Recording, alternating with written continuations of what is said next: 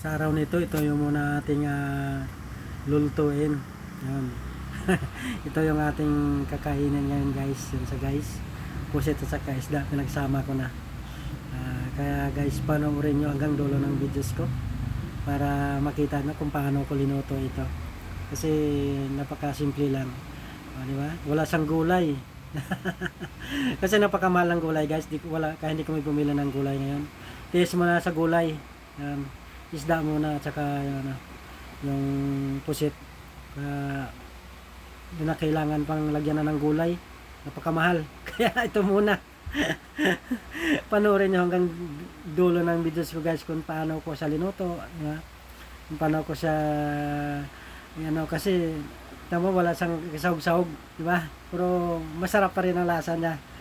Parami pa rin ako ng kain. Ubos pa rin, di ba? Yan talagang di mo talaga pagkuhanan ko pag masarap.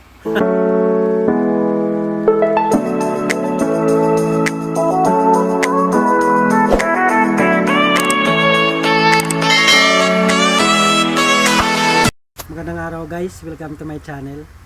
Diyan na naman kami guys, yung dalawa.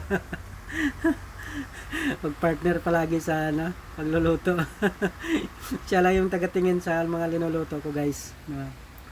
Kasi araw naman ng pagluluto ko ngayon, araw ng linggo ngayon, kaya tuka ko na naman sa pagluluto. Yan sa guys, pusit yung lulutuan nyo ngayon. Yan isda, di ba? Tangigi yan guys, isdang tangigi. Yan. Kamatis lang, sibuyas, tapos luya. Tsaka magic sarap guys. Wala nang gulay. Tipid tayo sa gulay, napakamahal kasi ng gulay guys. Isang pirasong talong lang 30 pesos na. Sa kanila muna yan. Next time na lang tayo magkain ng gulay. Pwede naman magluto na walang gulay, di ba? Kahit sa kanila lang muna yung gulay. Diba? Ito lang muna tayo. Mag-init tayo ng tubig. Isang basot kalahati na tubig yan sa guys. Kaya mabilis lang naman kumulo yan. Pakuluan natin yan. Lagyan natin sibuyas, kamatis, luya. Diba? Tapos lagyan natin ng magic, di ba? Para taman tayo. Para lumasa yung sabaw. Kapag may mga ingredients din na ilagay tayo. Ganyan lang siya pero masarap. Mamaya, diba? Tingnan natin mamaya. Tingnan natin mamaya. O lagyan natin ng bitsin. Yun, bitsin. Isa na yan na pampano guys. Pampalasa. Basta wag lang masyadong marami. Dagdag sa pampalasa yun diba? Kuwan paminta. Yan ang kuwan natin ngayon. Tapos takpan natin guys, pakuluan natin siya. Mabilis lang man kumulo yun kasi kunti lang tubig, isang basot kalahati lang sa guys. Saka yung isda. Ito na sa guys, kumulo na. Kuha na natin yung isda, lagay na natin at saka yung pusit. Hinati ko yung pusit kasi medyo mahaba guys. Hinati ko. Isang piraso lang din yung pusit kasi mahal din naman talaga ang mabilihin ngayon. Kaya, tapos isda. 4 na slice yung isda kung binili. Kaya din ako bumili ng ng mga gulay kasi kulang na sa budget. Tama-tama lang yun sa isda yung budget ko guys. Kaya ito muna tayo ngayon. Tipid-tipid tayo sa lulutuin. Diba? Lagi namang tipid Takpan natin sa guys mga ilang minutos. Kahit mga 4 na minutos para lutong-luto yung isda at saka pusit. Diba? Ito na sa guys. Fast forward na natin to para maluto, mabilis na maluto. Tikman natin guys kung kulang sa asin. Kasi magic sarap lang lagay natin kaya kulang-kulang talaga sa asin yan. Lagyan natin ng kunting asin. Yan guys. Kasi lagyan pa natin yan sa ng patis para medyo lumasa, di ba? Medyo matabang-tabang siya sa asin. Puro lagyan pa natin ng patis. Lagyan natin as yung paborito natin na patis, di ba? Paboritong tatak. Yan laging binibili natin di ba? Medyo medyo malasa na, di ba? Pero lagyan natin ng yan, patis. Hindi naman siya aalatin kasi kunting patis lang malagay natin. Pampalasa, dagdag lasa, di ba guys? Kasi luto na siya, pwede na nga siya paano natin, lagyan natin ng patis yan. Hanapin natin yung patis yun. Oh, yun na guys. Lagyan natin, yun. Oh, alam mo naman yung tatak niyan. Yun ang paborito natin yung patis. Diba? Noon pa yan kasi. Bago sumunod yung iba, diba? Yan talaga matagal na ano yan, patis. Pampalasa yan guys. Isang ano lang. Pero ano na, tama na rin yung lasa niya. Oh, diba? Talagang ano yan. Talagang sulit yan. Tikman ulit natin. Puro lang tayo tikim. Mamaya maubos yung sabaw. tikim lang tayo sa sabaw. Para malasa, masarap yung sabaw eh. Sabaw pa lang na eh. Okay na. Ito na sa guys. Pinas forward na natin yan. Diba? Yun oh. Yan. Luto na kasi yan guys. Tapos yung kanin. Diba? Kahit yung nakainging pa nga yung kanin. Oh, kinuha na. Kasi nagutom na guys. Anong oras na? Diba? O, kain tayo. Diba? Lahat niya hindi pa kumain na. Diba? Ito na. Pero bago ang lahat, dasal muna.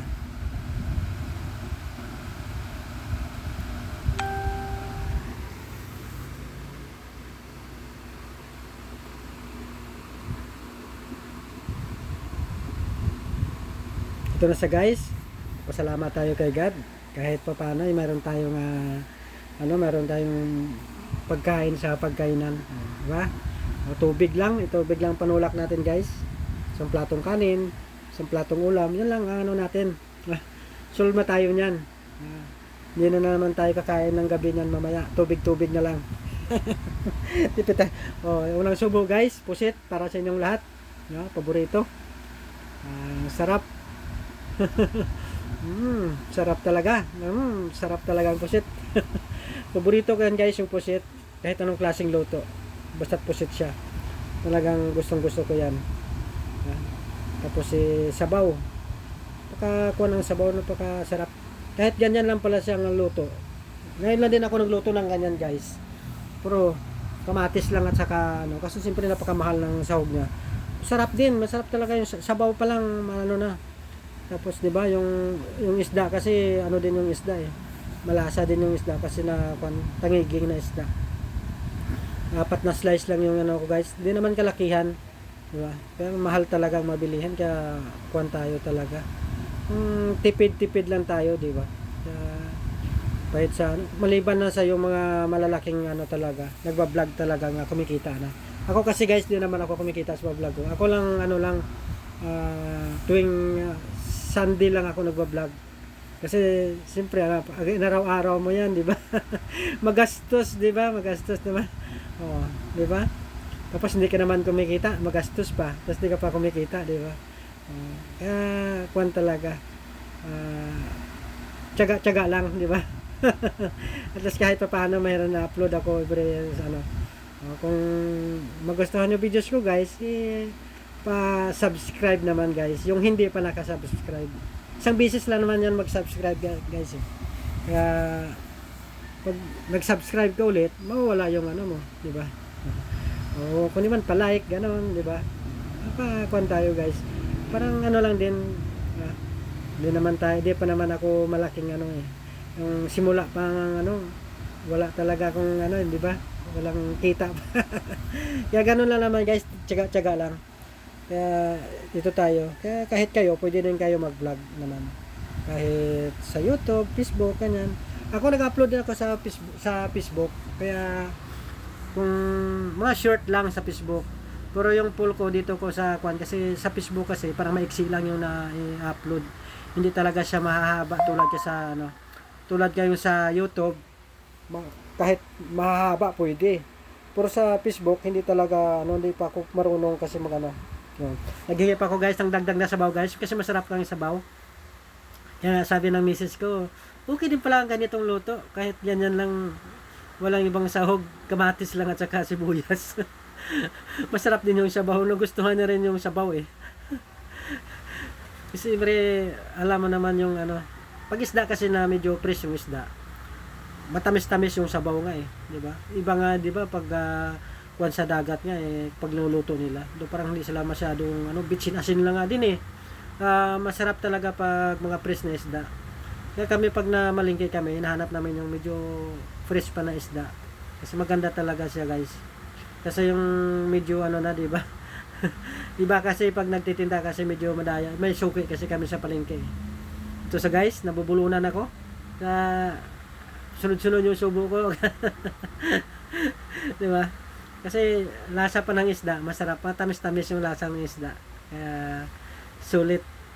Hindi ka maring manghinayang kahit mahal basta, di ba?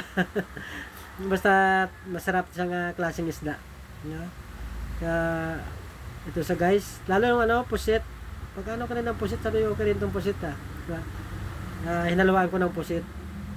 Din naman ako magluto pag ganyan. Nahaluan ko pa rin ng gulay. Dati nakapagluto din ako ng ganyan, pero may mga pa. Mayroon pa siyang tawag nito, alimasag. Hinaluan ko pa ng alimasag at saka hipon, matiglang piraso. Pero ngayon lang ako nagluto na pusit at saka yan. Tsaka kamatis, diba? Malasa, masarap yung niya, lasa guys.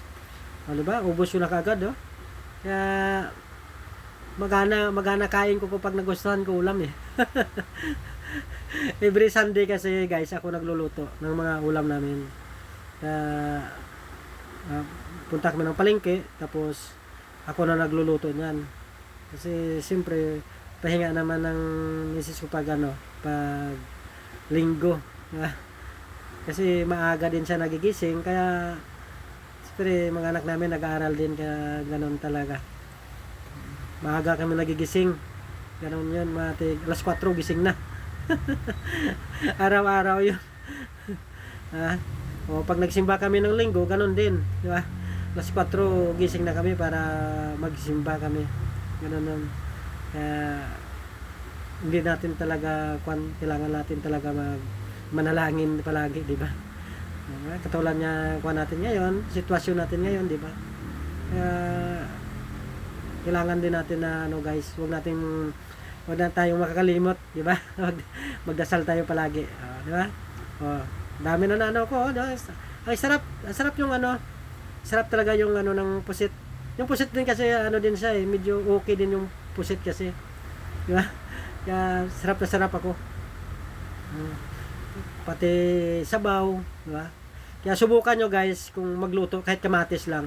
Napakamahal kasi talaga ng gulay, kaya masarap din naman na kahit kamatis lang sagot sa sibuyas, luya. Masarap kasi pag may luya kasi tanggal din yung langsa ng tanggal din yung langsa ng kahit anong lulutuin mo, isda man o karne man, basta't mayroong luya na match doon sa niluluto. Ba? Ayos na ayos. Diba? Solve ang pananghalian, di ba? Pati kamatis, napakamahal ng kamatis, di ba? 2 piraso lang hinalo ko, di na talaga. Solve naman. Solve ang pananghalian. Diba guys? Pero bago magpaalam sa inyong lahat guys, minom muna ako ng tubig, di ba? Sana sa next videos ulit, sana makapanood kayo sa mga videos ko, sa next videos ulit guys. Ito na sa guys, paano yan? Ako'y tapos na sa aking pagkain, di ba? God bless you all sa inyo lahat. Maraming salamat sa nakapanood. Bye-bye.